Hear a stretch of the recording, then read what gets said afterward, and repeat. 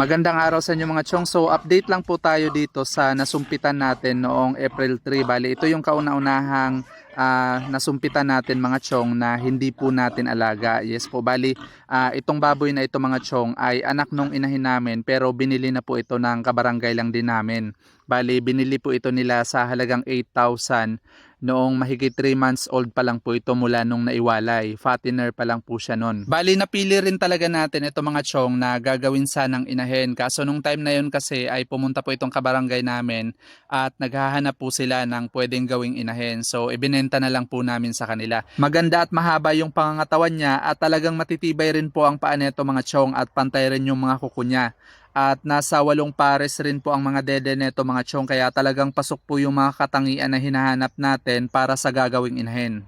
Kahapon mga chong, April 24 ay binisita ulit natin ito para i-monitor kung nagkaroon ba ng senyales ng paglalandi ulit. At ang kagandahan dito mga chong ay wala pong senyales na naglalandi ulit itong nai-ay natin noong April 3. Kaya naman talagang positive na buntis na po ito ngayon. So in-advise na po natin yung may-ari na pwede niya nang dagdagan yung pakain dito mga chong para naman makondisyon po ang katawan nito habang nagbubuntis. At babalikan po natin ito kapag 42 days na siya para i-double check natin kung talagang confirm na yung pagbubuntis niya. Dumalaga po pala ito mga chong at ito po yung magiging first parity niya, at bali kapatid rin po ito ng alaga nating dumalaga na nasumpitan ko noong February 26 mga chong. At sa ngayon ay mahigit 60 days na po ang tiyan netong alaga natin dahil mas nauna po natin itong nasumpitan. Kaya naman kung magtutuloy-tuloy rin po ang pagbubuntis neto ay 3 na po yung napapabuntis natin sa ngayon mga chong. At dahil nga baguhan pa lang po tayo dito sa larangan ng artificial insemination ay patuloy po natin itong pinag-aaralan at umaasa po tayo na sa mga darating na araw ay mas marami pa po tayong mapapabuntisan.